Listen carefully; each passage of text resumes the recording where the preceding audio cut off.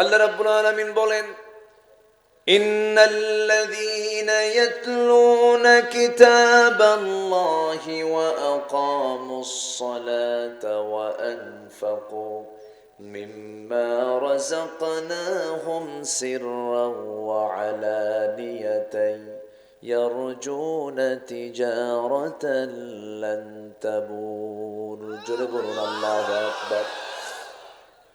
আমার বন্ধুগণ, সূরাতুল ফাতির আয়াত নম্বর 29 আল্লাহ রাব্বুল আলামিন বলছেন, নিঃসন্দেহে যাদের ভিতরে তিনটা আমল থাকবে তাদের কোনো লস নাই। এর মধ্যে এক নম্বর হলো ইন্নাল্লাযীনা ইয়াতলুনা কিতাবাল্লাহ। যারা এক নম্বর, যারা আল্লাহর কালামকে সুন্দর করে যারা তেলাওয়াত করবে, জোরে বলি সুবহানাল্লাহ।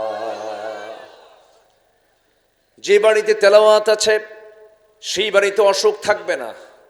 আল্লাহু আকবার বলবেন না? আমার দাদির তেলাওয়াত ছিল, নিজের চোখে দেখেছি। আমার দাদি 85 বছর বয়স পর্যন্ত খালি চোখে কোরআন পড়তেন।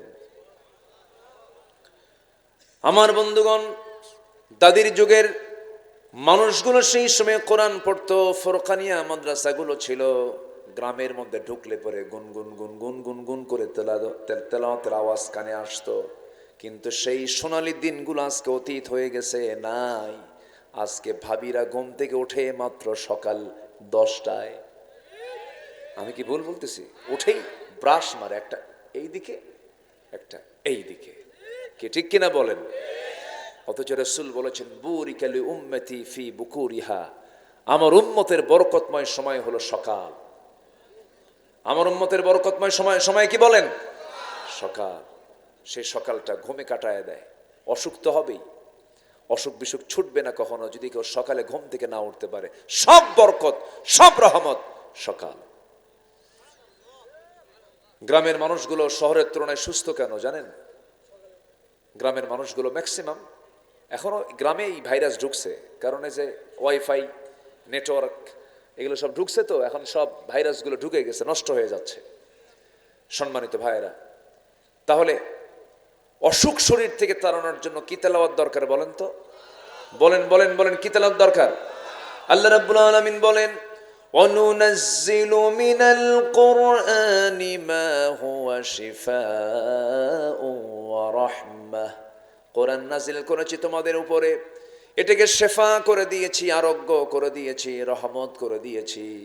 সকল রোগের শেফা হলো এই কোরআন। যদি কোনো বান্দা ইখলাসের সাথে যদি সূরা ফাতিহা পড়ে, হয়তো পানিতে একটু দম করে ফোঁ দিয়ে যদি সেই পানি পান করে, একমাত্র মৃত্যু রোগ ছাড়া সমস্ত রোগের ঔষধ আল্লাহ পাক এই সূরার মধ্যে রেখে দিয়েছে।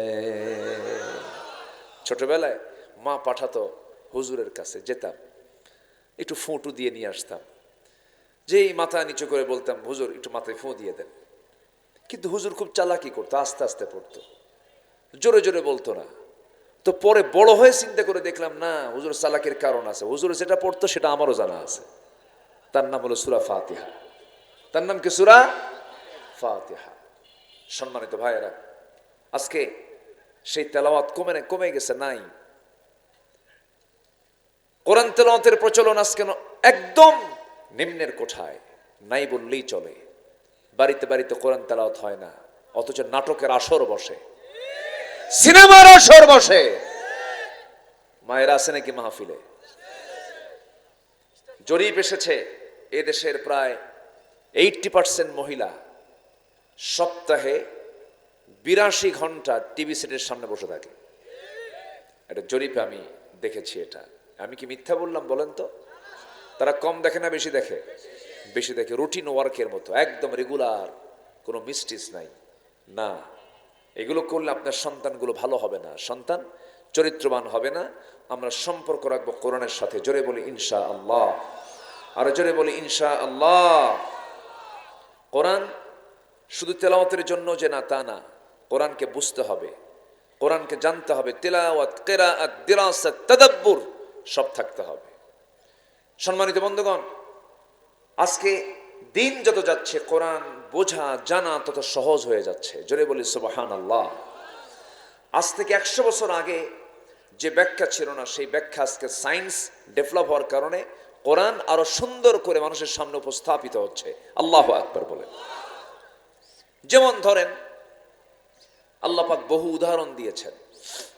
যেমন এক জায়গায় আল্লাহ পাক মশার প্রসঙ্গ টেনেছেন। কিসের প্রসঙ্গ টেনেছেন? মশা। তো কাফের মুশরিকরা বলল, কোরআনের মতো কিতাবে আবার মশার কথা দেওয়ার, মশার উদাহরণ দেওয়ার কি দরকার ছিল? মাযা আরাদাল্লাহু বিহাদা মাসালা, কি দরকার ছিল? এরকম করে তারা প্রশ্ন করলো। কিন্তু আল্লাহ যা বলেছেন কোরআনে, একটা ওয়ার্ডও, একটা হরফও বান্দার জন্য অতিরিক্ত করে নাজিল করেননি। সব এসেনশিয়াল, সব জরুরি, ঠিক কিনা বলেন? সব জরুরি। আল্লাহ রাব্বুল আলামিন বলেন, ইন্নাল্লাহা লা ইস্তাহি আন ইয়াদরিবা মাসালাম মা বাউদাতান ফামা ফাওকাহা ফাআম্মাল্লাযীনা আমানু ফায়া'লামুনা আন্নাহুল হাক্কু মির রাব্বিহিম وأما الذين كفروا فيقولون ماذا أراد الله بهذا مثلا يضل به كثيرا ويهدي به كثيرا يضل به كثيرا ويهدي به كثيرا وما يضل به إلا الفاسقين জোরে বলুন আল্লাহু আকবার। সূরাতুল বাকারা আয়াত নম্বর 26। আল্লাহ রাব্বুল আলামিন এখানে মশার দৃষ্টান্ত দিয়েছেন। যারা ঈমানদার তারা এর মধ্যে সত্যতা খুঁজে পেয়েছে, আর কাফেররা প্রশ্ন করেছে কি দরকার ছিল এই সমস্ত মিসালগুলো দেওয়ার। মশা, এই মশাটাকে আমরা যদিও ছোট চোখে দেখছি, এখন আমি প্রশ্ন করব আমার ভাইয়েরা, মশারি যে টাঙ্গায়, এটা মশা টাঙ্গায় না মানুষ টাঙ্গায়? হ্যাঁ, কারা টাঙ্গায় বলেন? মানুষ। মশা মানুষকে ভয় পায় না, মানুষ মশাকে ভয় পায় বলেন? মানুষ মশাকে ভয় পায়। চিন্তা করে দেখেন, মানুষ, অথচ মশার ভয়ে রাতের বেলা জেলখানায় ঢোকে, চতুর্দিকে মশারি টাঙ্গায়, আবার বেড একখানা হাতে নেয়, ওই যেটাতে মারে ওটাকে কি বলে? ইলেকট্রিক ব্যাট যেটা, ওটা আবার হাতে নিয়ে দেখে যে কোন দিক দিয়ে ঢুকলো, মারে। কি টেনশন, মশার কামড় খাওয়া যাবে না, ডেঙ্গু, পঙ্গু, চিকুনগুনিয়া, কত কি, ম্যালেরিয়া, অনেক কিছু। এই মশাকে আল্লাহ পাক কেন উদাহরণ দিলেন? সম্মানিত বন্ধুগণ, মশা যদি কারো চামড়ার উপরে বসে, এই স্কিনে যদি বসে, যখন সে বসে তখন সে কিন্তু এমনি এমনি বসে না, ওকে যেন না ধরতে পারে এই জন্য সে আগে অবশ করে। অবশ করাকে মেডিকেল ভাষায় কি বলে? অ্যানেস্থেসিয়া। আচ্ছা, কি যেন বললে কথাটা? আপনি বললেন? জি আলহামদুলিল্লাহ, অ্যানেস্থেসিয়া বলে এটা মেডিকেলের ভাষায়। অ্যানেস্থেসিয়া জাস্ট এই জায়গায় এ বসবে, এর আগে আগে বসবে, বসে আগে চতুর্দিকে আগে অবশ করবে, সলিমুদ্দি তোর 14 গোষ্ঠীও টের পাবে না। সুবহানাল্লাহ বলবেন না? আচ্ছা, অ্যানেস্থেসিয়া করে এরপরে হুল ফুটাবে, হুল ফুটায় ওর পরিমাণ মতো খাবে, পরিমাণ মতো খেলে হায়াত মোটামুটি থাকে। আর যেগুলো বেহুশ হয়ে খায়, আছে না কিছু মশা, এমন খাওয়া খাইছে আর পর আর উঠতেই পারে না, এরকম আছে না? নাই? আছে। যত বেশি খাবে কি মরণ তত কাছে আসবে, হায়াত তত কমে যাবে। এই বিগত 16 বছর যারা আমার দেশের ক্ষমতার মসনদে ছিল তারা কি কম খাইছে না বেশি খাইছে? কম খাইছে না বেশি খাইছে? এই জন্য মরছে না আছে? মরছে। তাহলে উদাহরণ ঠিক না বেঠিক? উদাহরণ ঠিক আছে। এত খাওয়া খাইছে, আইরে আল্লাহ। সে খাওয়া খাইলো, লাভ হলো কি? সম্পদ দিয়ে তো বাঁচতে পারলো না, নৌকায় চললো, আবার উল্টা মানে ভুল করে আবার নৌকায় চলছে। ওই যে দরবেশ নাকি নাম, হ্যাঁ, দাড়ি যে কাটছে, যে দাড়িটা কাইটা মাথার চুলটা কালো বানাইছে, আবার নৌকায় চড়ছে, লুঙ্গি খুইলা কি পাজামা খুইলা লুঙ্গি পরছে, পাঞ্জাবি খুইলা গেঞ্জি পরছে, ঢুকলো ভিতরে, ঢুকলো ওকে, উঠলো নৌকায়, নৌকা আর ফিরলো না।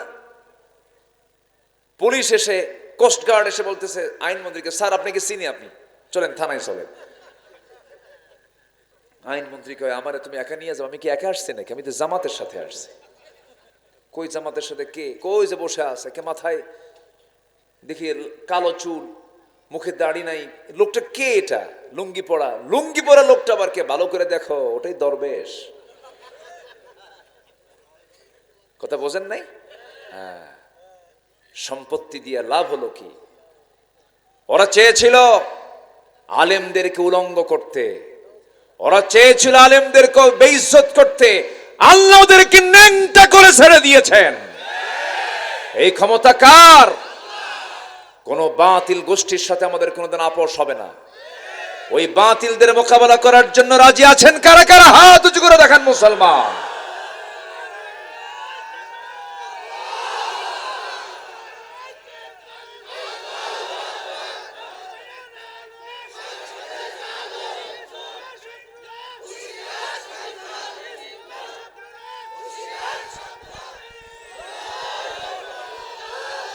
আল্লাহ কবুল করুন, জোরে বলি আমিন, আরো জোরে আমিন। দেখলাম তো অনেক কিছুই, সব দেখা শেষ। আমরা আগামী দেখতে চাই হলো কোরআনের বাংলাদেশ। যে কোরআন দিয়ে বাংলাদেশ সাজাতে চায় না, অথচ মুসলমান, সে মুসলমান নয়, সে মেকি ধরেছে, মেকি ধরেছে। সে সত্যিকারের মুসলমান হতে পারে না। মুসলমান যে সে কোরআন চাবে, মুসলমান যে সে কি চাবে? কোরআন চাবে। কোরআন কার? আসতে বলবেন না, কোরআনটা কার? আল্লাহ। কষ্ট দিচ্ছি নাকি আপনাদের? কোনো অসুবিধা নাই তো? জোরে বলি ইনশাআল্লাহ। আগে কমিটির যাওয়া লাগতো থানায় পারমিশন নেওয়ার জন্য, আর এখন থানা থেকেই ফোন দিয়ে বলে, কিছু লাগবে কি ভাই? এই পরিবর্তন কে দিয়েছেন? এই পরিবর্তনকে কাজে লাগাতে হবে। যুবকরা, তোমরা অনেক রক্ত ঝরেছ, তোমাদের রক্তের এই প্রতিদান অবশ্যই জাতির দেওয়া উচিত। তোমাদের সামনে কাজ করতে হবে, অন্যের প্রতিবাদ করতে হবে। কোন জালিম তাগুতি শক্তির কোনোদিন উত্থান ঘটতে দেওয়া যাবে না। মাথায় রাখতে হবে এগুলো। আমি তো ভাবছিলাম যুব সমাজ মনে নষ্ট হয়ে গেছে, ইয়াবা টিয়াবা খায়, নেশা টেশা, ডিভাইস টেভাইস আসক্ত হয়ে গেছে, কিন্তু না, জাতে মাতাল তালে ঠিক।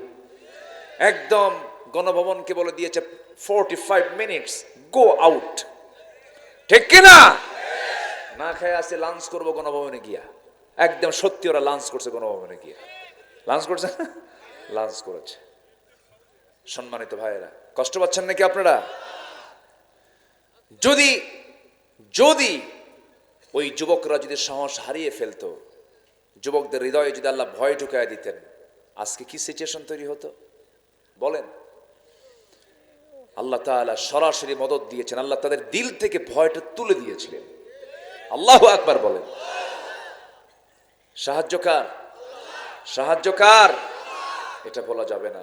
আমরা আল্লাহর শুকরিয়া আদায় করব, আল্লাহর কৃতজ্ঞতা আমরা আদায় করব। জোরে বলি আলহামদুলিল্লাহ, জোরে বলি আলহামদুলিল্লাহ।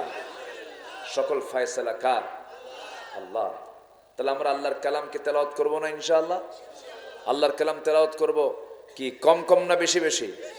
কোরআন শুনবো বেশি, গান শুনবো?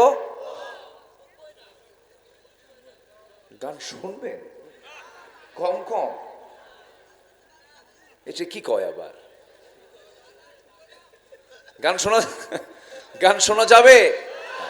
গান মানুষকে মুনাফিক বানায়, নষ্ট করে ফেলে। গানের কাছে আমরা যাব না। জোরে বলি ইনশাআল্লাহ। তাহলে মশা খায় বেশি, মরেও তাড়াতাড়ি, নাম্বার 1। নাম্বার 2 হলো, আপনি রাতের বেলা ঘুমিয়ে পড়েছেন, দেখলেন ঘরের ভিতরে কোথাও মশা নাই, চিহ্নই নাই। শীতের রাত তো, মশারি ছাড়া শোয়া মাত্রই কিছুক্ষণ পর আপনার কানের কাছে এসে কি সুন্দর গান গাচ্ছে, সারেগামা পাদানিসা শুরু হয়ে গেছে। তাহলে এই যে আওয়াজ গুনগুন করে আপনার কানের কাছে এসে, অন্ধকারে ওর চোখ কোথায়? ও দেখলো কেমনে? আপনার চোখে পড়লো না মশা, ও আপনার খুঁজে বের করলো কেমনে? সায়েন্স বলছে 75 ফিট দূর থেকে মশা টের পায় এখানে কোন সলির মধ্যে শুয়ে আছে। সুবহানাল্লাহ বলবেন। কত ফুট দূর থেকে? 75 ফুট দূর থেকে। তার সেন্সর কি? এবং এই মশাটা আপনার কানের কাছে এসে যে ভন ভন ভন ভন আওয়াজ করতেছে, এই আওয়াজটা কিন্তু তার মুখের আওয়াজ নয়, তার পাখার আওয়াজ।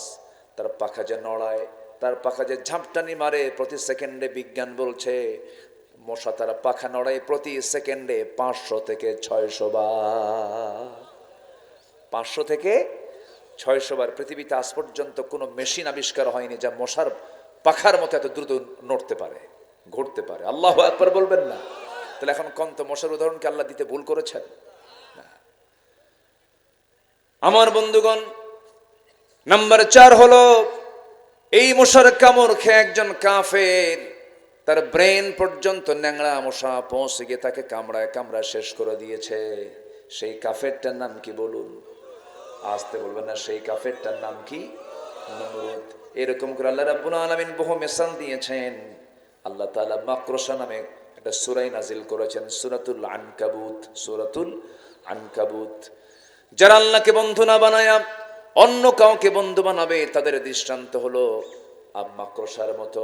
আল্লাহ রাব্বুল আলামিন সুন্দর করে বলছেন, মাসালুল লাযীনা ইত্তাখাযু মিন দুনিল্লাহি আউলিয়া কামাসালিল আনকাবুত ইত্তাখাযাত বাইতান ওয়া ইন্না আওহানাল বুয়ুতি লাবাইতুল আনকাবুত লাউ কানু ইয়ালামুন। জোরে বলুন আল্লাহু আকবার। আল্লাহ রাব্বুল আলামিন বলেন, যারা আমি আল্লাহ আমাকে গার্ডিয়ান না মনে করে, অভিভাবক না মনে করে অন্য কাউকে গার্ডিয়ান মনে করবে, ওলি মনে করবে, অভিভাবক মনে করবে, তাদের দৃষ্টান্ত হলো মাকড়সার মতো। কার মতো বলেন? মাকড়সা। মাকড়সার ঘর বাড়ি কার ঘরের বাড়ির ভিতরে? বলেন বলেন বলেন। আমাদের ঘর বাড়ির ভিতরেই তার ঘর বাড়ি, কিন্তু এত দুর্বল ঘর বাড়ি, শুধু একটা ঠোকা মারলেই পড়ে যায়, ভেঙে যায়, চুরমার হয়ে যায় তার দুর্বল ঘর।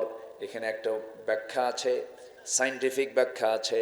আমার বন্ধুগণ, এই যে মাকড়সা, পুরুষ এবং স্ত্রী মাকড়সা রয়েছে, আমার বন্ধুগণ, এর মধ্যে বহু প্রজাতি রয়েছে। এর মধ্যে একটা প্রজাতি হলো ওই মাকড়সাগুলো স্বামী এবং স্ত্রী যখন যৌন মিলনে মিলিত হয়, ইন্টারকোর্স যখন কমপ্লিট হয়ে যায়, স্ত্রী মাকড়সা প্রচণ্ড ক্ষুধার্ত হয়ে যায়, প্রচণ্ড সে ক্রেজি হয়ে যায়, রাগান্বিত হয়ে যায়, ক্ষুধার যন্ত্রণায় ছটফট করতে করতে সহ্য করতে না পেরে ক্ষুধা, সে তার স্বামীকে কামড় মেরে মেরে ফেলে, তার স্বামীকে খেয়ে ফেলে।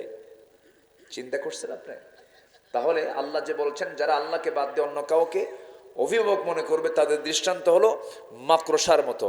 অর্থাৎ মাকড়সার সংসারটা এমন সংসার, বউ স্বামীকে খায়া ফেলে, বউ স্বামীকে খায়া ফেলে। তাহলে আল্লাহ পাক কত আগে এই দৃষ্টান্ত দিলেন। আজকে সায়েন্স ব্যাখ্যা বের করে, কি সুন্দর ব্যাখ্যা করে কোরআনের অর্থকে আরো উজ্জ্বল করে দিয়েছে। আল্লাহু আকবার বলেন।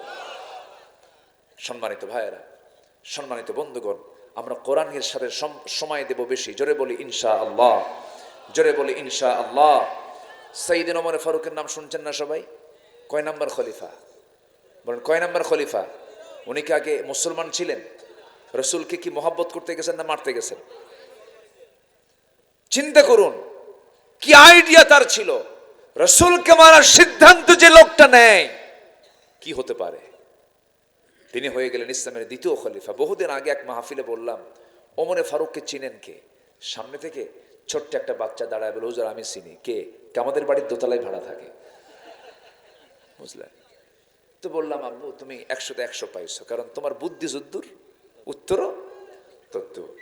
সাইয়েদনা ওমর ফারুক রাদিয়াল্লাহু তাআলা সাধারণ কোনো মানুষ ছিলেন না, অসাধারণ হয়ে গিয়েছেন। কিসের কারণে? কোরআন তেলাওয়াতের কারণে। কোরআন তেলাওয়াত করেছেন, কোরআন তেলাওয়াত শুনেছেন তিনি। আমার বন্ধুগণ, আমর ইবনে হিশাম ঘোষণা করে দিল, ওরফে আবু জেহেল।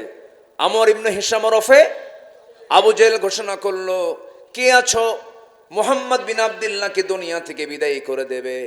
কেউ সাহস পায় না। খাত্তাবের ছেলে ওমর, 2 ওমর, আবু জেহেলের নামও আমর, এনার নামও ওমর। সঙ্গে সঙ্গে ওমর ইবনে খাত্তাব বললেন, আবু জেহেল চিন্তা করো না, এই সিদ্ধান্ত আমি নিলাম, আমি তাকে মেরে ফেলবো। নাঙ্গা তরবারি নিয়ে বের হয়ে গেছেন ওমর ফারুক রাদিয়াল্লাহু তাআলা রাসূলকে মারার জন্য।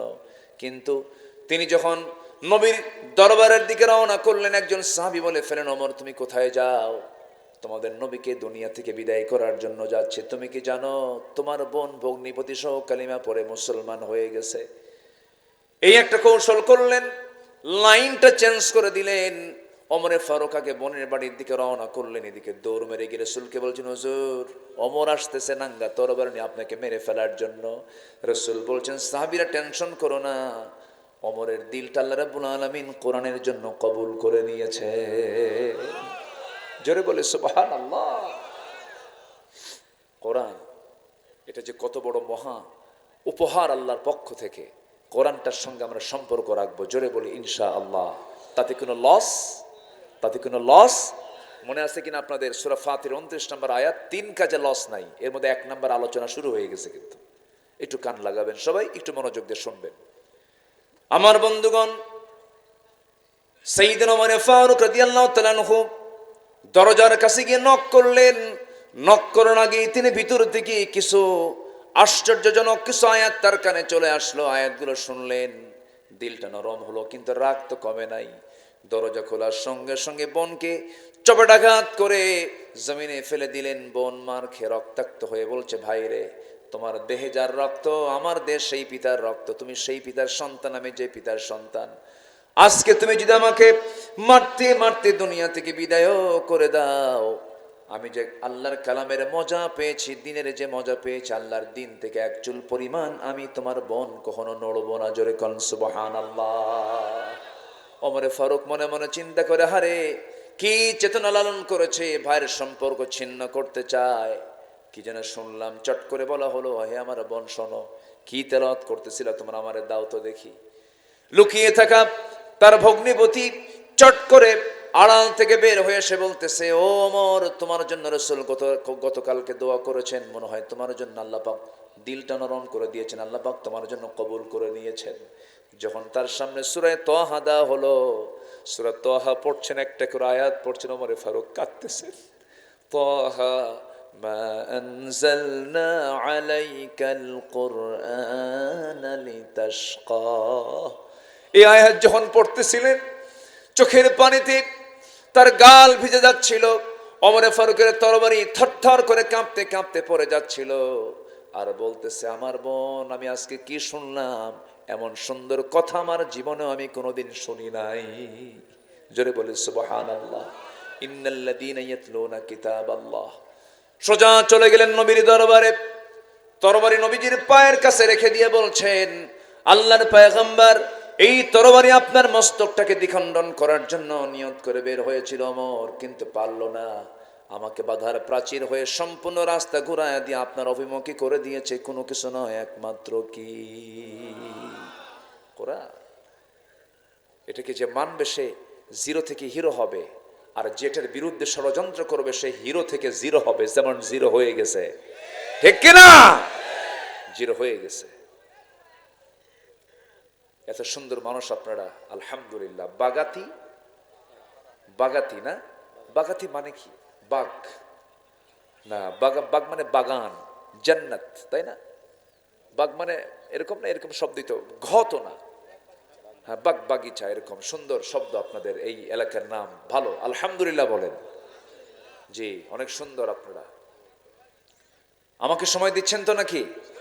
কারো কোনো আপত্তি নাই তো? কয় কাজে লস নাই? বলেন, কয় কাজে লস নাই? নাম্বার 1, কোরআন আমরা সুন্দর করে তেলাওয়াত শুনবো, করব। জোরে বলি ইনশাআল্লাহ। নামাজ না পড়া, হ্যাঁ, কি নামাজে তেলাওয়াত করতে হয়, শুনতে হয়, কি সুন্নতে পড়তে হয়, আর ফরজে বলেন, ফরজে শুনতে হয়, সুন্নতে পড়তে হয়। ইন্নাল্লাযীনা ইয়াতলুনা কিতাবাল্লাহ, তাদের লস নাই। জোরে কান সুবহানাল্লাহ। কেমন লস নাই দেখেন, ফজরের 2 রাকাত সুন্নত যদি কেউ পড়ে, ফজরের 2 রাকাত সুন্নত যদি কেউ পড়ে, আল্লাহর কালাম দিয়ে তেলাওয়াত করে নামাজটা যদি পড়ে, আমার রাসূলের একদম জবান থেকে হাদিস, সহিহ হাদিস, রাকাতাই সালাতুল ফজর খায়রুম মিনাদ দুনিয়া ওয়া মা ফিহা। যে ব্যক্তি ফজরের 2 রাকাত সুন্নত নামাজ আদায় করবে, মহান রব্বুল আলামিন তাকে এত পুরস্কার দিবেন, যার পুরস্কার হচ্ছে এই জমিনে খায়রুম মিনাদ দুনিয়া ওয়া মা ফিহা, এই জমিনে এর মাঝে যা আছে, আকাশ এবং জমিনের মাঝে যত মূল্যবান সম্পদ আছে এর চাইতে বেশি দামি আমার আল্লাহর কাছে হলো ফজরের 2 রাকাত সুন্নত নামাজ। তাহলে কি লস হলো না লাভ হলো? লস হলো না লাভ হলো? লাভ হলো। ফজরের 2 রাকাত সুন্নত, ফরজ কিন্তু না, শুধু 2 রাকাত সুন্নত। আমি মুসাফির হালতে থাকলেও, আমি যদি মুসাফির হালতেও থাকি, এই হাদিসটা যেদিন আমি পড়েছি সেদিন থেকে নেমে আজ পর্যন্ত আমি চেষ্টা করি, আমি লোভটাকে সংবরণ করতে পারি না। এই 2 রাকাত নামাজ আমি কেমনে বাদ দেব? পড়ি। যদি আল্লাহ পাক রুখসত দিয়েছেন মুসাফির হালতে সুন্নতের কোনো গুরুত্ব নেই, সুন্নত না, যেখানে আল্লাহ পাক ফরজই কমায় দিয়েছেন, সুন্নত নাই, এরপরও আমি পড়ার চেষ্টা করি, পড়ি। আমার কেমন যেন এটাকে মিস মনে হয়। সম্মানিত ভাইয়েরা, দুঃখ লাগে ফজরে মুসল্লি নাই, জানেন? ফজরে মুসল্লি খুঁজে পাওয়া, আমি কি ভুল বলছি ভাই বলেন তো? আমি কি ভুল বলছি? আগের মসজিদের বেড়ার মসজিদে মুসল্লি ভরে যেত, আর এখন এসির মসজিদে মুসল্লি 3 জন, ইমাম, মুয়াজ্জিন, খাদেম। আমি কি ভুল বলতেছি? আসল মুসল্লি কোন ওয়াক্তের বলেন? কোন ওয়াক্তের মুসল্লি বলেন? আসল মুসল্লি কোন ওয়াক্তের হতে পারে? ফজরের। বলেন কোন ওয়াক্তের? বলেন। আসল মুসল্লি হলো ফজর। সবাই কি নামাজ পড়তে রাজি আছেন? কয় ওয়াক্ত নামাজ? কয় ওয়াক্ত নামাজ? 5 ওয়াক্ত নামাজ পড়বেন। কারা কারা একটু হাত তুলে দেখান তো দেখি। চিৎকার মেরে বলি, ইয়া আল্লাহ, আমাদেরকে তোমার কোরআন দিয়ে, তোমার কোরআন তেলাওয়াত করে ফজর, জোহর, আসর, মাগরিব, ইশা 5 ওয়াক্ত সালাত আদায় করার তৌফিক তুমি আল্লাহ দিয়ে দাও। জোরে বলি আমিন। আরো জোরে আমিন। আরো জোরে আমিন। নামাজ পড়লে লস না লাভ? বলেন লস না লাভ? আমার নবীজির শেষ বাক্য কি ছিল জানেন? আহা, আমার নবীজি যখন মারা যাবেন, কয়েক ওয়াক্ত নামাজ তার জামাতে হয় নাই, খুব আফসোস করেছেন, আহারে আমি জামাত পড়তে পারলাম না। আমার নবীজি কোরআন তেলাওয়াতে খুব বেশি মজা নিতেন, আনন্দ নিতেন। আমার নবীর সামনে যখন কোরআন নাজিল হতো তিনি তাড়াহুড়ো করতেন, তাড়াহুড়ো করে মুখস্থ করার চেষ্টা করতেন। আল্লাহ বলতেন, হে রাসূল, আপনি এত তাড়াহুড়া করেন কেন? তাড়াহুড়া করেন কেন? লা তুহাররিক বিহি লিসানাকা লিতাআজালা বিহি। হে নবী, আপনি আপনার জিহ্বাকে আপনি বেশি নড়াবেন না, আমি আল্লাহ নিজে আপনার সিনার মধ্যে জমা করে দেব। আমার নবীজি এত সুন্দর করে বেশি বেশি কোরআন তেলাওয়াত করতেন। যখন তিনি বসে থাকতেন, যখন তিনি সুযোগ পেতেন, কোরআনটা পড়তেন সুন্দর করে। আমার বন্ধুগণ, আমার নবীজি জীবনের শেষ লগন যখন চলে আসে, দুনিয়া থেকে যখন বিদায় নিবেন, একবার হুঁশ একবারে বেহুশ, রাসূল ইন্তেকাল করবেন। ইন্তেকালের সময় ঘনিয়ে এসেছে। আমার নবীজি অসুস্থ দেহ নিয়া কোন স্ত্রীর ঘরকে পছন্দ না করে সবচেয়ে বেশি প্রাধান্য দিয়েছেন আম্মাজান আয়েশার ঘরকে। আম্মাজান আয়েশার ঘরের মধ্যে ঢুকে বলছেন, আয়েশা, শরীরটা আমার ভালো যাচ্ছে না, মনে হয় মরে যাব, দুনিয়া থেকে বিদায় নিয়ে নেব, প্রচন্ড মাথা ব্যথা হচ্ছে আয়েশা, প্রচন্ড জ্বর, দেখো প্রচন্ড জ্বর আমার গায়ে শুরু হয়ে গেছে, মনে হয় মরে যাব। এবং নবীজিকে দুনিয়া থেকে বিদায় করার জন্য ইহুদিরা আমার নবীর খাবারের মধ্যে তারা বিষ পর্যন্ত ঢুকিয়ে দিয়েছিল। নবীজিকে বিষ প্রয়োগে হত্যার চিন্তা করেছিল। ওই খাবারের মধ্যে যে বিষ প্রয়োগ করা হয়েছিল, সেই বিষ মিশ্রিত খাবার খেয়ে 2 জন সাহাবী সঙ্গে সঙ্গে দুনিয়া থেকে বিদায় নিয়েছিলেন। রাসূল বেঁচে ছিলেন, কিন্তু শেষ জীবনে রাসূল যখন মারা যান, বিষক্রিয়া দেখা দিল, খুব কষ্ট পাচ্ছিলেন রাসূল। রাসূল বলছেন, আয়েশা রে, মাথার চরম যন্ত্রণা, মাথায় একটু পানি ঢেলে দাও। তো পানি ঢেলে দেওয়া হলো, আজান দেওয়া হলো। সাইয়েদনা বেলাল যখন আজান দিলেন, নবীজি অভ্যাস অনুযায়ী আস্তে করে উঠে মসজিদে যাওয়ার জন্য প্রিপারেশন নিচ্ছিলেন। এমন সময় আম্মাজান আয়েশা দেখেন রাসূল মাথা ঘুরে পড়ে যেতে নিচ্ছেন, চট করে ধরে ফেললেন আর বলছেন, আমার স্বামী, ইয়া রাসূলুল্লাহ, আপনি বুঝি আর জামাতে নামাজ পড়তে পারবেন না? আমার নবীজি বলে ফেলছেন, আয়েশা রে, মনে হয় আমার সেই শারীরিক শক্তিটা নেই যে আমি জামাতে নামাজ পড়াতে পারবো, কিন্তু নামাজ তো চালাতেই হবে। নামাজ তো একজন পড়াবেই, কিন্তু নামাজ পড়ানোর দায়িত্ব আমি কাউকে দেব না। তোমার আব্বা আবু বকরকে বলো আমার মুসল্লায় যেন দাঁড়ায় নামাজটা আদায় করে নেয়। রসুল নেতৃত্ব দিয়ে সৃষ্টি করেছেন নামাজ থেকে। কিসের থেকে বলেন? নামাজ থেকে। সমাজের নেতৃত্ব আসতে হবে কিসের থেকে বলেন? নামাজ থেকে। যে সমাজের নেতৃত্ব নামাজ থেকে আসবে না তারা হবে চোর। তারা হবে কি? চোর। চাঁদাবাজি এখনো আছে না নাই? এখনো আছে। ট্রান্সফার হয়েছে, শুধু ব্যক্তি ট্রান্সফার হয়েছে। সাবধান হন, সাবধান হন। গাছের গোড়ায় নড়া দিছে, মামা বাড়ি দিল্লি গিয়ে পড়ছে। 25 বছর আগের বক্তৃতা করেছিলেন আল্লামা সাইদ রাহিমাহুল্লাহ। গাছের গোড়ায় নাড়া দেব, মামু বাড়ি দিল্লি গিয়ে পড়বা। এই যে সিচুয়েশন তৈরি হয়েছে, আসুন দেশটাকে সুন্দর করে সাজাই। চাঁদাবাজি, টেন্ডারবাজি, পুকুর দখল, জমি দখল, এগুলোকে না বলুন। যদি জুলুমের মাত্রা বেড়ে যায় আবার কিন্তু নাড়া দিয়ে আবার আরেক জায়গায় পাঠায় দেবে, ঠিক কিনা?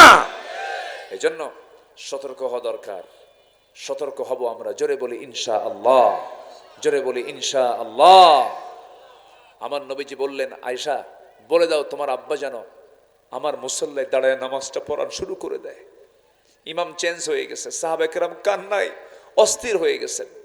সাহাবীরা কাঁদতেছেন, নবীজির কানে কান্নার আওয়াজ চলে আসছে। যারা মদিনা যারা জিয়ারা করেছেন, নবীজির হুজরাখানা যেটা ছিল সেটাই হলো এখন মাকবারা।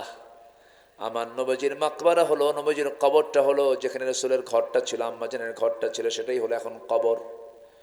আমার বন্ধুগণ, আমার নবীজি যখন বললেন আবু বকর আমার মুসল্লায় দাঁড়িয়ে নামাজ পড়াবে, নামাজ যখন শুরু হয়ে গেছে, সাহাবে কেরামদের মধ্যে কান্নার রোল পড়ে গেছে। নবীজির কানে সেই কান্নার আওয়াজগুলো আসতেছে। রাসূল বলছেন, আয়েশা রে, আমার সাহাবীরা কান্দে, আমার সাহাবীরা নামাজ পড়ে, আমাকে একটু নিয়ে যাও তো। জানালার কাছে নিয়ে যাওয়া হলো। জানালার কাছে উকি মেরে আম্মা জান আয়েশা তাকে ধরলেন। তিনি দেখতেছিলেন নামাজের দৃশ্যগুলো। নামাজের দৃশ্যগুলো দেখেন, আর আমার নবীজির চোখের কোনা বেয়ে বেয়ে টপ টপ করে পানি পড়ে। নবীজি আমার কান্দেন। এবার বলছেন, ওরে আয়েশা, আমার সাহাবীরা দেখো কত সুন্দর করে নামাজ পড়তেছে। আম্মা জান আয়েশা বলছেন, ইয়া রাসূলুল্লাহ, সুন্দর করে নামাজ পড়ছে অথচ আপনি কাঁদতেছেন কেন? এটা তো আনন্দের সংবাদ। রাসূল বলছেন, আয়েশা রে, মানুষ দুইটা সময় কান্দে, একটা হলো চরম দুঃখের সময়, একটা চরম আনন্দের সময়। তুমি কি জানো এই নামাজ কায়েমের সংগ্রাম করতে গিয়ে কাফেররা মক্কার মাটিতে আমাকে সেজদারত অবস্থায়, রুকু থাকা অবস্থা আমার পিঠের উপরে পচা নাড়ি ভুঁড়ি চাপায়া দিয়েছে। আমি মুখ থুবড়ে জমিনে পড়ে গেছি। এই নামাজ কায়েমের সংগ্রাম করতে গিয়া তায়েফের মানুষ আমাকে পাগলা বলে আখ্যা দিয়া চোখা পাথর মেরে মেরে আমাকে রক্তাক্ত করে আমাকে জমিনে ফেলে দিয়েছে, ফেলে রেখেছিল।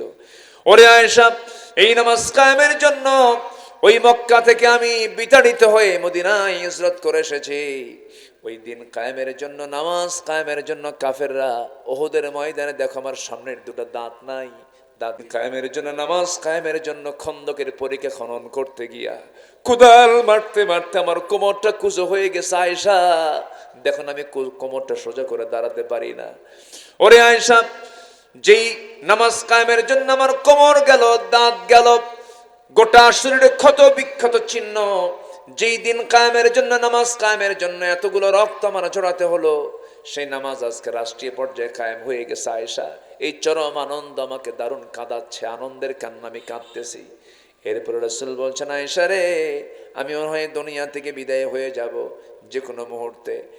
আমার নবীজি তার কাছ থেকে বিদায়ের শেষ মুহূর্তে একটা হাদিস বর্ণনা করলেন, আয়েশা, আমার বুঝি বিদায় লগন চলে এসেছে, আমি মরে যাব।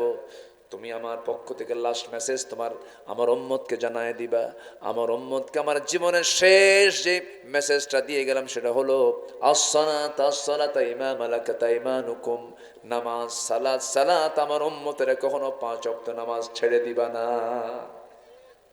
আল্লাহ কবুল করুন, আল্লাহ কবুল করুন, আল্লাহ কবুল করুন, আল্লাহ কবুল করুন।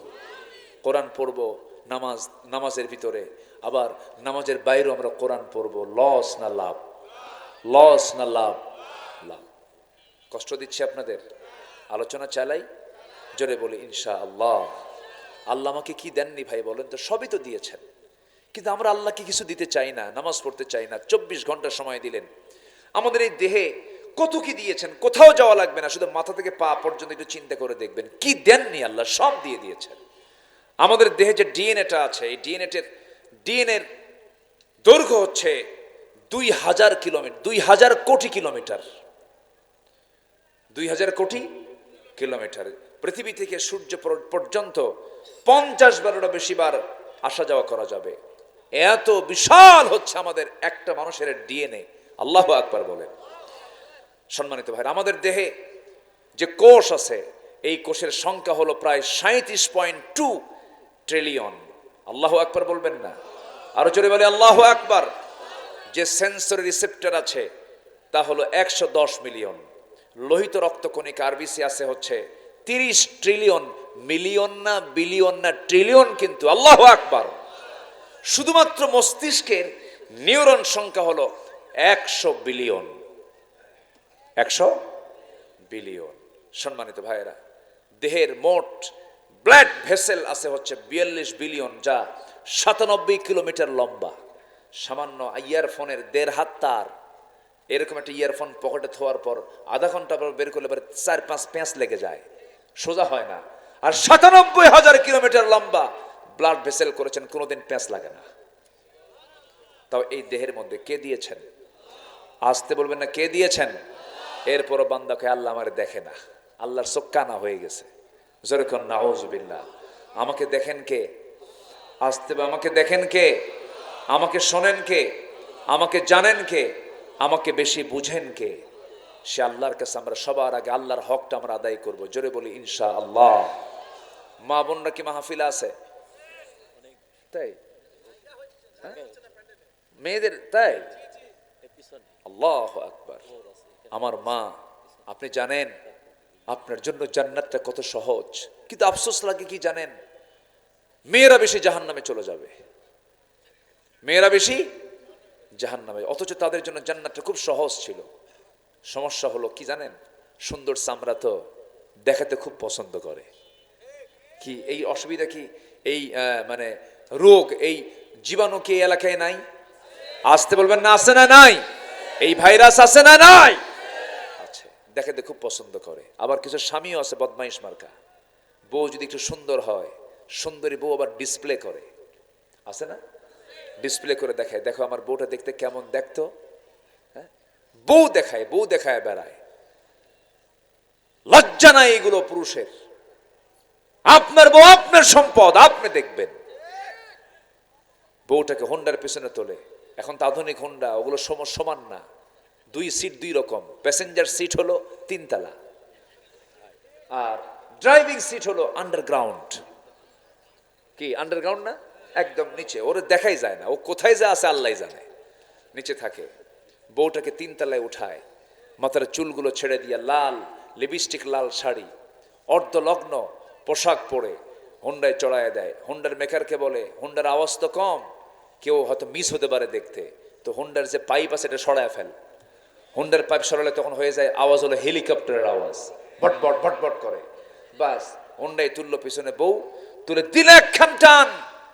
বাগাতি পাড়াটু ঈশ্বরদী, ওইদিকে বাগাতি পাড়াটু হলো কি কোথায় নাটোর। দিল একখান টান, আশেপাশে যা আছে সব ভেঙ্গে চুরে এসে দেখলো যে যাচ্ছে। সন্ধ্যার আগ দিয়ে চলন বিলের মোড়ে গিয়ে, চলন বিলের পাশে সূর্য হেলে হেলে যাচ্ছে গধূলি বেলায় 16 Pro Max আইফোন দিয়ে ছবি তুলে ফেসবুকে পোস্ট করে লিখলো ক্যাপশন, প্রিয় দোস্ত, প্রিয় বন্ধুরা, আসুন আমার বউটাকে সবাই মিলে জামাতের সাথে দেখি। কি যেরকম নাউজুবিল্লাহ, যেরকম নাউজুবিল্লাহ। এগুলো আছে না নাই? একটা মন্ত্রী লেভেলের মানুষ, সে তার বউকে নাচায়, মানুষকে দেখায় দেয়। বুঝে নেন। আকলমন্দ ইশারা বাসাত, সচেতন ব্যক্তির জন্য ইঙ্গিতটাই যথেষ্ট। এখন সে জেলখানে ঢুকে কয় আমার প্রতি বৈষম্য করা হচ্ছে। কি এই জানেন না? খবর জানেন না? আপনারা জানেন না? বহু কিছু করেছে। প্রতিটি শিক্ষার্থীর হত্যা হত্যার বিচার বাংলার জমিনে হতে হবে। একটা হত্যার বিচার অচল করতে দেওয়া হবে না। বিচারের দরকার আছে না নাই? তোমরা সাইদের জীবন নিয়ে সিনেমিনে খেলেছ। এই জমিনের জন্য একটা রহমত ছিলেন তিনি। আমি মক্কায় গেছি হজ করতে 2009 সালে।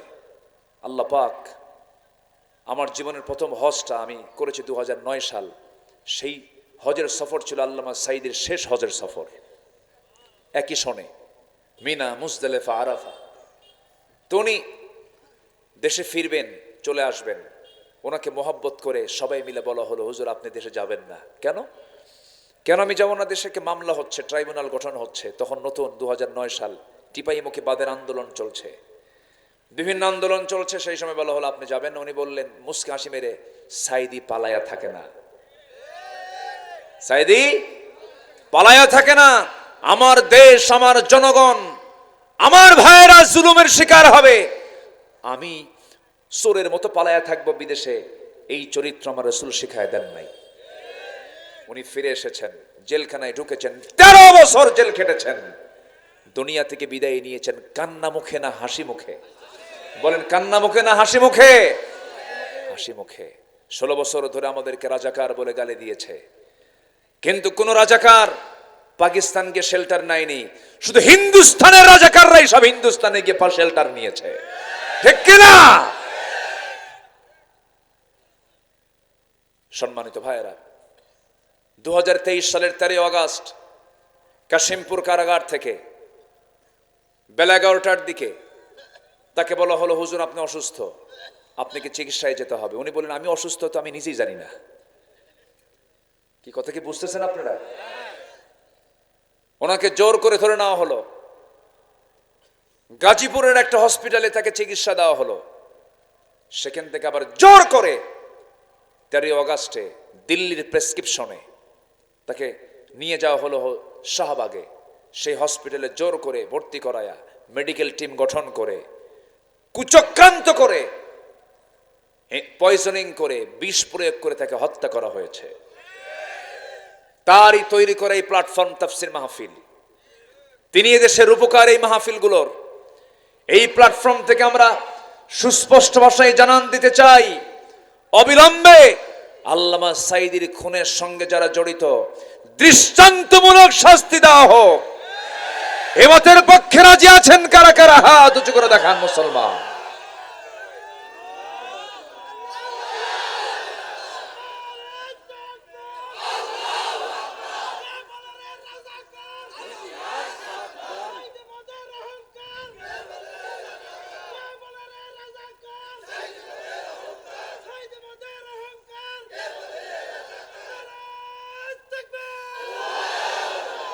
আল্লাহ কবুল করুন, জোরে বলি আমিন।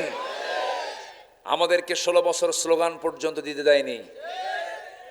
18 বছর যাবৎ প্যারেড ময়দানের মাহফিল বন্ধ ছিল, 18 বছর। এবছর শুরু হচ্ছে, আলহামদুলিল্লাহ বলেন। 27 to 31 জানুয়ারি পর্যন্ত, 27, 28, 29, 30, 31, 5 দিন ব্যাপী। আমি প্রথম দিন সেখানকার মেহমান আছি। সিলেট আলিয়া মাদ্রাসা মাঠের মাহফিল চলে গেছে এমসি কলেজ মাঠ, আরো বড় মাঠ। ওই প্রোগ্রামটা আমি প্রথম দিন ছিলাম। পাবনার দারুল আমান ট্রাস্ট, আপনাদের নিকটবর্তী এলাকা, এই মাহফিলটাতে আমার 12 বছর হলো যেতে দেয়নি। আল্লামা সাইদি 2010 সালে গ্রেফতার হওয়ার পর 11, 12, 13, 14, 4 বছর আমি মাহফিল করেছি। 14 সালের দিকে পাবনার দই বাজার, নাম শুনছেন তো মনে হয়, পাবনার দই বাজারে মাহফিলকে কেন্দ্র করে আমাকে লক্ষ্য করে গুলি করা হয়েছে, মঞ্চাগুন ধরিয়ে দেওয়া হয়েছে, নিরাপরাধ মানুষগুলোকে জেলখানায় ঢুকে দেওয়া হয়েছে। শেষ পর্যন্ত 3 দিন পরে একটা মামলা হয়েছে। সেই মামলার 1 নম্বর আসামি হলো আব্দুল্লাহ আমিন। কি কথা কি বুঝতেছেন আপনারা? মারামারি করলো ওরা, গুলি করলো ওরা, মামলা খেলাম আমরা। সম্মানিত বন্ধুগণ, এই স্লোগানগুলো দিতে দেয়নি। একটা দেশের স্বাধীনতাকে যদি আপনি টিকিয়ে রাখতে চান, সবার আগে দিতে হবে মানুষকে কথা বলার স্বাধীনতা, ঠিক কিনা বলেন? আল্লাহর নাম, আল্লাহর নাম, আল্লাহর নামে স্লোগান দেওয়ার দরকার আছে না নেই বলেন তো? নারে তাকবীরের স্লোগানকে তারা বলল জঙ্গিবাদের স্লোগান, এটা দেওয়া যাবে না। সম্মানিত বন্ধুগণ, আজকে 5 মাস গত হতে চলছে, আগস্ট, আজকে কি জানুয়ারি। এই 5 মাসে কোথাও কি জঙ্গি অভিযানের নাম শুনছেন আপনারা? এ তো মাঝে মাঝে শুনতাম আমরা, জঙ্গি অভিযানে বের হয়েছে, ক্রস ফায়ার দিয়া কিছু জঙ্গিকে আটক করে ধরে আনা হয়েছে। এই নাটক কিন্তু 16 বছর দেখেছি, 5 মাসে কিন্তু একটা জঙ্গি অভিযান নাই। মানে যিনি নাট্যকার তিনি দেশেই নাই, তিনি দিল্লিতে গিয়ে বসে আছেন। কি কথা ক্লিয়ার? আসেন দোয়া করি, আলোচনা চালাবো, জোরে বলি ইনশাআল্লাহ। অতএব যে যে দলই করেন সবার কাছে আমার আহ্বান, দল যেটা করেন আমি শুধু এতটুকুন বলবো, যে দলের নামের সাথে ইসলাম নাই সেই দল করা হারাম, ঠিক কিনা? যে দলের নামের সাথে ইসলাম নাই, চিন্তা করুন কত বড় মানে ধোঁকাবাজ। বিগত সরকারের আমলে ওই নেত্রী বলেছিলেন যে আমরা যদি আগামী নির্বাচনে ক্ষমতায় আসতে পারি মদিনার সনদে দেশ চালাবো। কিসের সনদে? মদিনার সনদে। দলটা কি ইসলামী? তাহলে ইসলামী দল না, সে কইলে কি কিসের সনদে দেশ চালাবে? তাহলে মদিনার সনদে দেশ চালালে কি নেত্রী কি নেতা হতে পারে? কি মহিলা কি নেতা হতে পারে? সে নিজেই তা আউট হয়ে যায়। কত বড় ধোঁকাবাজি! মদিনার সনদে দেশ চালায় না, কিন্তু মোদির সনদে দেশ চালাইছে। কিসের সনদে? মোদির সনদে। শুধু নয় কেন না, বাদ গেছে কি? ঠিক আছে না? হ্যাঁ, মোদি ঠিক আছে। সম্মানিত ভাইয়েরা, কষ্ট পাচ্ছেন না তো? দল করব কার? আসতে বল, দল করব কার? আচ্ছা, আমার রবকে, আমার আইনদাতাকে, আমার নেতা মুহাম্মদ সাল্লাল্লাহু, আমার দলের নাম ইসলাম। আমার দলের নাম কি? আমার সংবিধানের নাম হলো কোরআন। আল্লাহ আমার রব, রসুল আমার লিডার, কোরআন আমার সংবিধান, রসুল আমার নেতা, ইসলাম আমার হচ্ছে দলের নাম। এর বাইরে, এর ভিতরে আর কোনো কথা ঢুকানো যাবে না। এই যে দুই একজন যে ওঠে, কি সমস্যা কি? হ্যাঁ, বসেন। কেউ তো উঠলেন নাই পর্যন্ত, একজন লোক ওঠেন না, আবার এখন ওঠা শুরু করলেন কেন? বসেন। কত সময় এদিক সেদিক চলে যায়, একটু বসেন। কয় কাজে লস নাই? বলেন, কয় কাজে লস নাই? কটা চলতেছে? একটা। আমরা আল্লাহর কালামটা সুন্দর করে পড়বো, জোরে বলি ইনশাআল্লাহ, জোরে বলি ইনশাআল্লাহ। আর মাত্র 1 মাস পর কিসের মাস আসতেছে? এই তো বলেন, জোরে বলেন, কিসের মাস? কি সুন্দর করে বললো, তাই না? আমি যেটা শুনতে চাইছি ওটাই শোনায় দিছে। কিন্তু আর মাত্র 1 মাস পর কিসের মাস আসতেছে? কোরআনের মাস। কোরআনটাকে পড়বো আমরা। জানেন, পৃথিবীতে সবচেয়ে তৃপ্তির জায়গা হলো কোরআন তেলাওয়াত। যখন কেউ কোরআনের অর্থ বোঝে, তার কাছে পৃথিবীর সবচেয়ে আনন্দের জায়গা হলো কোরআন তেলাওয়াত। সবে কোরআনটাকে আমরা রপ্ত করার চেষ্টা করব, জোরে বলি ইনশাআল্লাহ। সায়েন্সের সূত্র জানলেন, কমার্সের পড়া পড়লেন, MBA করলেন, BBA করলেন, আইন পড়লেন, প্যানেল কোর্টের আইনগুলো মানে পড়াপট মুখস্থ করলেন, এত কিছু জানলেন, আপনি কোরআনের ভার্স আপনি জানলেন না, আপনি বড় পড়া কপাল। এই জন্য আমরা কোরআনটার সাথে আমরা সম্পর্ক রাখবো, কম না বেশি? যার কোরআনের সঙ্গে সম্পর্ক বেশি, তার কার সাথে সম্পর্ক বেশি? আল্লাহর সাথে সম্পর্ক বেশি। আমার বন্ধুগণ, আমার মাদেরকেও বলবো, মায়েরা, জান্নাত পাওয়ার জন্য বেশি কিছু লাগবে না। ফাতিমার দিকে তাকাবেন, আম্মা জান আয়েশার দিকে তাকাবেন, আসিয়ার দিকে তাকাবেন, খাদিজার দিকে তাকাবেন, রহিমার দিকে তাকাবেন। এনারা হচ্ছে আপনাদের মডেল। মারিয়ামের দিকে তাকাবেন। এই সমস্ত নারীকে আল্লাহ রাব্বুল আলামিন এত দাম, এত সম্মান দিয়েছেন। খাদিজার মতো একজন নারীকে আল্লাহ তাআলা নিজে পর্যন্ত সালাম দিয়ে দিয়েছেন। আমার ভাইয়েরা, সবার বাড়িতে মা বোন আছে। একজন মা যদি ভালো হয়ে যান, 4 জন পুরুষ ভালো হয়ে যায়। এই জন্য মাদের ভালো হওয়া দরকার। বাড়িটাকে ইসলামাইজ করতে হবে, বাড়িকে সুন্দর করে কোরআন দিয়ে সাজায় নিতে হবে। ফজর আজান হবে, সঙ্গে সঙ্গে ঘুম থেকে উঠবেন, ওযু বানাবেন, প্রত্যেকটা ঘরে ঘরে নক করবেন, ছেলের ঘরে বলবেন, বাবা উঠো, সালাত। কি? সালাত। মেয়ের ঘরে নক করবেন, মা ওঠো, সালাত। স্ত্রীকে বলবেন, স্ত্রী তুমি যদি অসুস্থ থাকো, তোমার যদি মিন্স হয়ে থাকে, ফজরের সময় হয়ে গেছে, ঘুমিও না, সুন্দর করে একটু পরিষ্কার হয়ে আসো, একটু জিকির আজগার করো। নামাজের সময় মেয়েরা যদি অসুস্থ থাকে সেই সময় জিকির আজগার সে করতে পারে, কিতাব পড়তে পারে, সাহিত্য পড়তে পারে, হাদিস পড়তে পারে, কোনো সমস্যা নাই।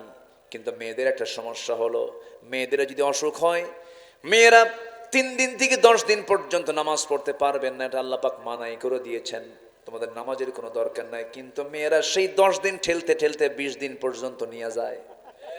ওই দেখেন পিছনে একজন হাসতেছে, কি ঠিক আছে না?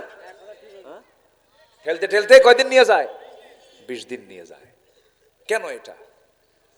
আপনি কি বুঝেন না আপনার জন্য নামাজ কত বড় ফরজের কাজ? আমার মা এক ওয়াক্ত নামাজ যদি কেউ ইচ্ছা করে কাজা করে, সারা জীবন 24 ঘন্টা নফল নামাজ পড়লেও এক ওয়াক্ত ফরজের সমান হবে না। এক ওয়াক্ত ফরজের দাম যে কত বেশি, যদি কোনো বান্দা বুঝতো, সব কাজ ফেলে দিয়ে বান্দা নামাজের জন্য অপেক্ষায় থাকতো। যেরকম সুবহানাল্লাহ। আমার মা নামাজ ছেড়ে দেওয়া যাবে না কখনো, নামাজকে অবহেলার চোখে দেখা যাবে না। যখন আপনার মেন সেরে যাবে, আপনি যখন সুস্থ হয়ে উঠবেন, সঙ্গে সঙ্গে গোসলটা করে নেবেন, নামাজের জন্য প্রিপারেশন নিয়ে নেবেন। আল্লাহ আপনাকে সুযোগ দিয়েছেন বলে সেই সুযোগের সন্ধান করতে করতে সময়টাকে লস করবেন না, নামাজটাকে নষ্ট করবেন না। আমার মায়েরা খাদিজাকে ফলো করবেন, ফাতিমাকে ফলো করবেন। নবীজি তার 2টা মেয়েকে বিয়ে দিয়েছেন। একটা মেয়েকে বিয়ে দিয়েছেন বড় ধনীর সাথে, আরেকটা মেয়েকে বিয়ে দিয়েছেন বড় গরিবের সাথে। কিন্তু কোনো মেয়ে কি নবীর কাছে এসে কোনোদিন অভিযোগ দিয়েছে নাকি? কেউ আব্বা ওই জামাই আপনার ধনী, আপনি আমার গরিব জামাইয়ের সঙ্গে বিয়ে দিলেন কেন, এরকম কথা কোনোদিন বলেন নাই। বরঞ্চ নবীজির 4টা মেয়ের মধ্যে সবচেয়ে ছোট মেয়েটাকে রাসূল সবচেয়ে বেশি পছন্দ করতেন, আদরের দুলালি ফাতিমা। আমার রাসূল তাকে খুব মহব্বত করতেন। সেই মেয়ে ফাতিমাকে বিয়ে দিয়েছেন ধনী ঘরে না গরিব ঘরে? বলেন, ধনী ঘরে না গরিব ঘরে? গরিব ঘরে বিয়ে দিয়েছেন মা। গরিবের ঘর হয়তো পেয়েছেন অনেকে, চুল পরিমাণ মনক্ষুণ্ণ হবেন না, চুল পরিমাণ স্বামীকে খোঁটা দিবেন না, স্বামীকে গালমন্দ করবেন না। যখন বিয়ে দেওয়া হলো, রাসূল যখন বিয়ে দিবেন, ধনী ধনী পরিবারের সাহাবীরা এসে রাসূলকে প্রস্তাব করছেন। রাসূল বললেন না, আমি তোমাদের কাউকে পছন্দ করি না, আমি যাকে পছন্দ করেছি সে তো আমার সামনে এখন আসে নাই। সবার শেষে সাইয়েদনা আলী নবীর সামনে এসে দাঁড়ালেন। রাসূল বলছেন, আলী তুমি কিছু বলবা নাকি? কি যে বলবো নিজেও জানি না। তুমি কি আমার মেয়েকে বিয়ে করবা নাকি? হুজুর দিলে করা যায়। রাসূল বলছেন, কিছু আছে নাকি? হুজুর কিচ্ছু তো নাই, ঘর নাই, বাড়ি নেই, আর কিচ্ছু থাকবে কি? থাকবে তোমার কাছে কি আছে? এই যে তরবারি, এই যে ঢাল। রাসূল বললেন, তরবারি যুদ্ধে লাগবে কিন্তু ঢাল ছাড়াও যুদ্ধ করা যায়, ঢালটা বিক্রি করে আসো, এই ঢাল বেচার টাকাই হবে আমার মেয়ের বিয়ের মহরানা। আল্লাহু আকবার বলেন। সামান্য কিছু মহরানা দিয়ে বিয়ের ব্যবস্থা রাসূল করেছেন। আর এখনকার মেয়ের বাপরা চায়া থাকে 20 লাখ টাকা মহরানা ধার্য করিয়া। ডাকাত ডাকাত কি ডাকাতি তো এটা। এটা কেন করবেন আপনি? ছেলের যে সামর্থ্য থাকবে সেটা সে করবে। যুবকরা তোমার একটু আওয়াজ দাও না কেন? তোমার পক্ষে এত কই, কিছু কও না তুমি।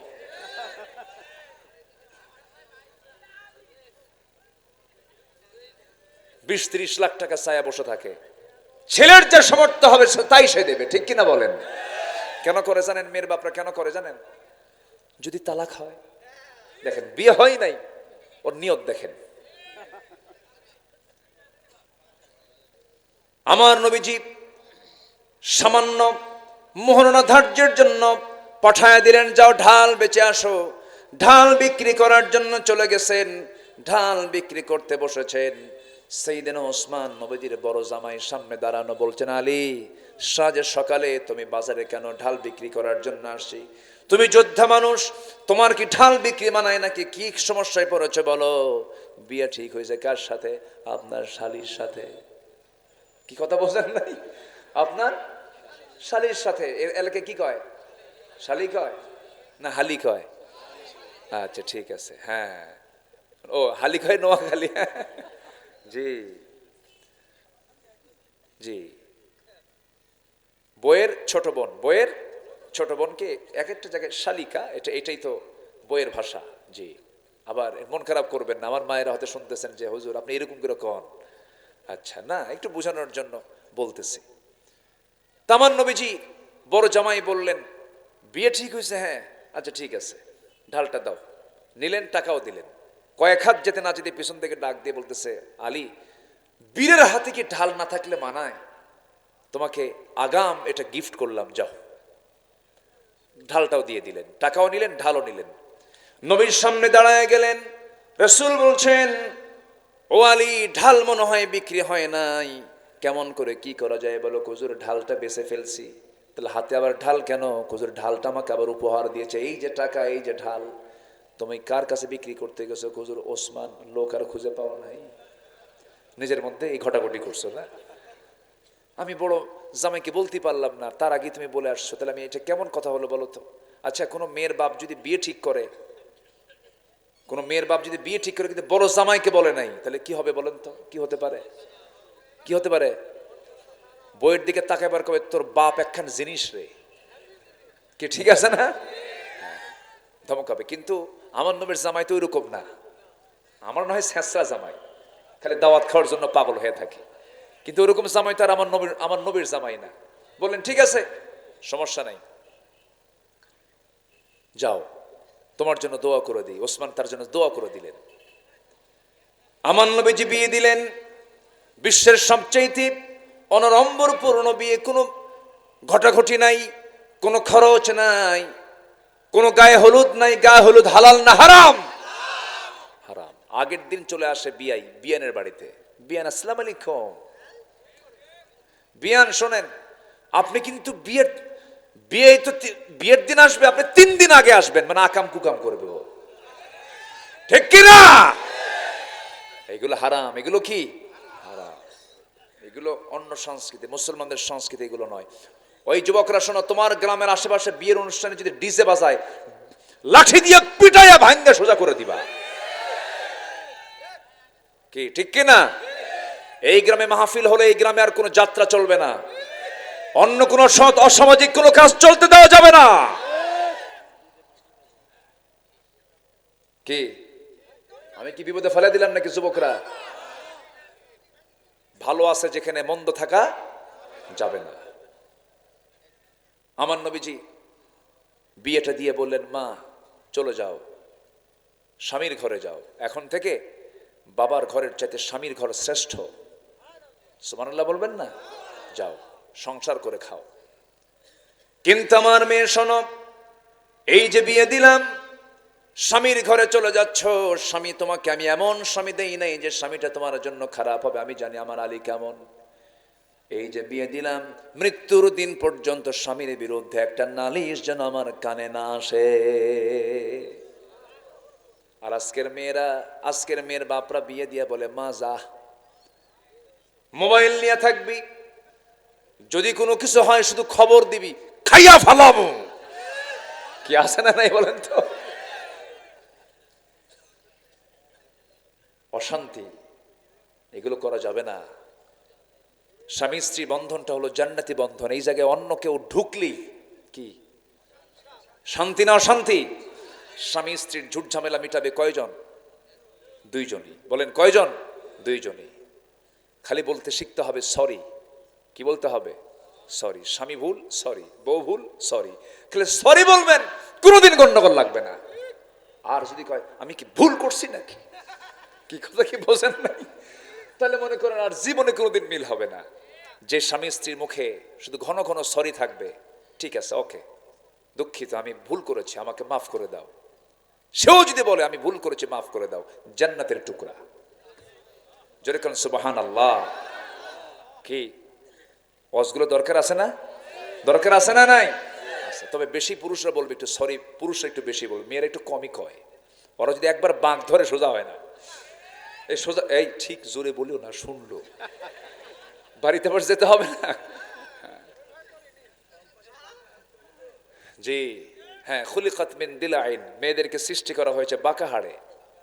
এই জন্য সোজা করতে গেলে ভেঙ্গে যাবে। বলেছেন মুহাম্মদ সাল্লাল্লাহু আলাইহি ওয়াসাল্লাম। মেয়েটাকে বিয়ে দিলেন, চলে গেলেন তিনি স্বামীর ঘরে। স্বামীর ঘরে গেলেন কিন্তু ঘরই নাই। কি নাই? ঘর নাই। ভাড়া ঘরে থাকলেন। কি ঘরে? ভাড়া ঘরে। নবীজি 3 দিন পার হতো না, রসুল চলে যেতেন ফাতিমাকে দেখতে। রসুল বলতেন, আমি 3 দিন আমার ফাতিমাকে না দেখলে, 3 দিন যদি না দেখি আমার ভাল লাগে না। মেয়েকে বিয়ে দিয়ে রসুল কখনো দূরে রাখতে দেননি, কাছে কাছে রেখেছেন, ফাতিমাকে দেখতে গেছেন ঘন ঘন, সুবহানাল্লাহ বলে।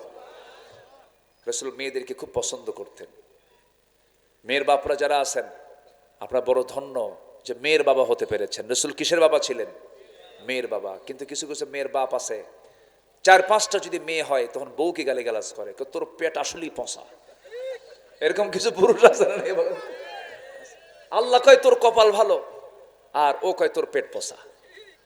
এরকম কিছু পুরুষ আছে না? নাই আছে। আল্লাহ যার কল্যাণ চান তাকে মেয়ে দেন। আল্লাহ যখন রহমত দেন তখন বৃষ্টি দেন। আল্লাহু আকবার বলেন। বৃষ্টি রহমত, মেয়ে রহমত। আল্লাহু আকবার বলেন। অসুস্থতা রহমত, অসুস্থতা রহমত। অসুস্থ যদি কেউ হয় তখন ভাবতে হবে আল্লাহ আমার মধ্যে রহমত করছেন। সুবহানাল্লাহ বলেন। কখন এগুলোকে মন খারাপ করা যাবে না। আমার এক মুসল্লি ছিল, হাই স্কুলের হেডমাস্টার, তার 7টা মেয়ে। কয়টা মেয়ে? 7টা মেয়ে। আবার তার স্ত্রী গর্ভে। 7টা মেয়ে হওয়ার পর আবার স্ত্রী গর্ভে, স্ত্রীর গর্ভে বাচ্চা চলে আসছে। তো 8ম বাচ্চা আবার মেয়ে হয়েছে। 8 নম্বর কি হয়েছে? আবার মেয়ে। গোটাল গোষ্ঠী গিয়ে বাড়িতে হাজির হয়েছে। সবার চোখ গরুর মতো, এরকম বড় বড় চোখে বলে লজ্জা নাই? বারবার বাচ্চা নাও, আর নিবা না বাচ্চা, নাম রেখে দাও ইতি, সমাপ্তি, আর না চাই না। কি কথা কি বুঝতেছেন? নাম রেখে দাও। তো আমাকে বলে হুজুর আমাকে এরকম করে গোটাল গোষ্ঠী এসে আমাকে এরকম ধমকায় আর বলে এই নামগুলো রেখে দাও। তো আমি বললাম, সব শোনার পর, আমি তো শিক্ষিত মানুষ, উনি বলতেছে, আমি তো পড়াশোনা করেছি, আমি তো বুঝি। আমি বললাম যে আমার সন্তানের 8ম বাচ্চার মেয়ে সন্তানের নাম রেখে দিলাম আশা, মানে আরো হোক। আল্লাহর শুকরিয়া আদায় করার মতো কিছু বাবা আছে না? নাই আছে। কখনো মন খারাপ করবেন না। যার ঘরে মেয়ে বেশি তার ঘরে রহমত দিয়ে ভরা। খালি বোরকা পরায় রাখবেন, পর্দায় রাখবেন, ওই মেয়ে আপনাকে জান্নাতের দরজায় পৌঁছায় দেবে। জোরে বলি সুবহানাল্লাহ। আচ্ছা, বাপকে বেশি মহব্বত করে কে, ছেলে না মেয়ে? দেখছেন কি সুন্দর করে জোরে বলে। আবার মেয়ে শুন হলে পরে মন খারাপ করেন কেন? মেয়ের বাড়িতে বাবা গেলে কি যে খুশি হয়, আল্লাহু আকবার। আর ছেলের ঘরে বাপ থাকলে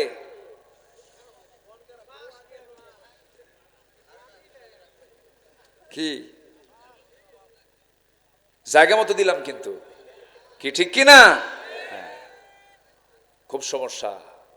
এই ছেলেরা বাবার সঙ্গে এগুলো করা যাবে না, মার সঙ্গে এগুলো করা যাবে না। এই নাটোরে কোথায় যেন একটা মাহফিল, গুরুদাসপুর মনে হয়, গত বছর একটা চিঠি আমাকে দিল এক মহিলা, 72 বছর বয়স। বলে হুজুর আমার বয়স 72 বছর, আমার 3টা মেয়ে, 3টা ছেলে, একটা মেয়ে। মেয়েকে বিয়ে দিয়েছি, আর 3টা ছেলে আমার বিয়ে করেছে।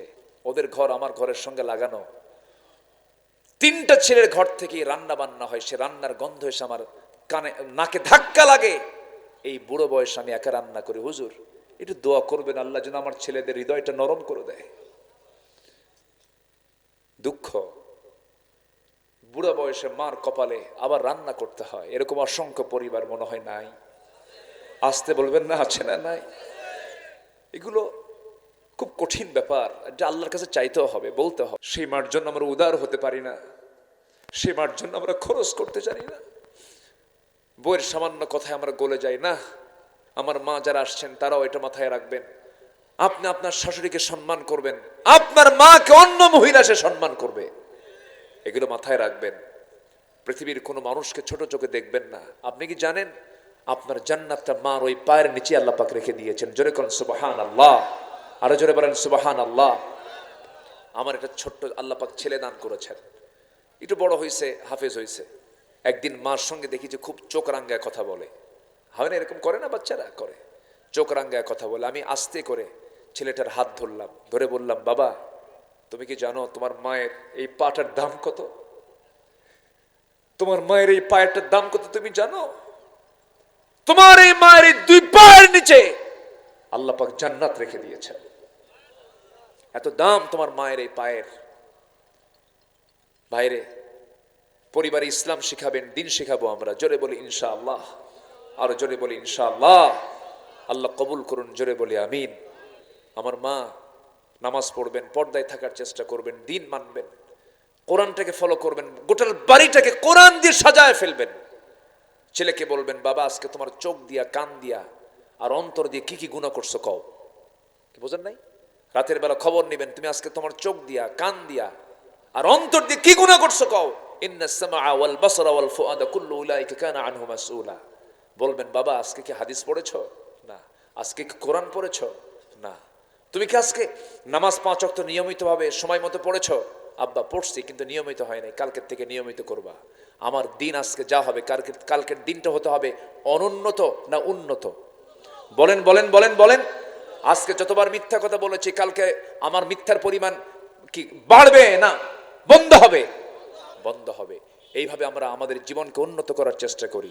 সম্পদ বৃদ্ধি জীবনের উন্নতি নয়, ঈমান বৃদ্ধি, উন্নত চরিত্র হলো মানুষের মূল বৃদ্ধি, মূল বরকত। আল্লাহ কবুল করুন, জোরে বলি আল্লাহুম্মা আমিন। এই মাহফিল কত বছর যাবত চলে? ফাহিম কোথায়? ফাহিম, হ্যাঁ ফাহিম। ফাহিম খুব টেনশনে ছিল যে মাহফিল হুজুর আসে কিনা। হ্যাঁ ফাহিম আমাকে কতবার ফোন দিছে, কত টেনশন একটা মাহফিল করতে গেলে, কত পেরেশানি। আল্লাহ তুমি এই মাহফিলকে কবুল করো, জোরে বলি আল্লাহুম্মা আমিন। আমি খুবই আনন্দিত, আপনারা এত সুন্দর মানুষ, একদম মনোযোগ দিয়ে পিন পতন নীরব হয়ে এত রাত পর্যন্ত ঠান্ডার ভিতরে মাটিতে বসে কোরআনগুলো শুনতেছেন। বলি আলহামদুলিল্লাহ, জোরে বলি আলহামদুলিল্লাহ। আল্লাহ তুমি মাহফিলকে কবুল করে নাও। সম্মানিত ভাইরা, নাম্বার 2 হচ্ছে যে ব্যবসায় কোনো লস নাই, নামাজ কায়েম করা। নামাজ কি করা বলেন তো?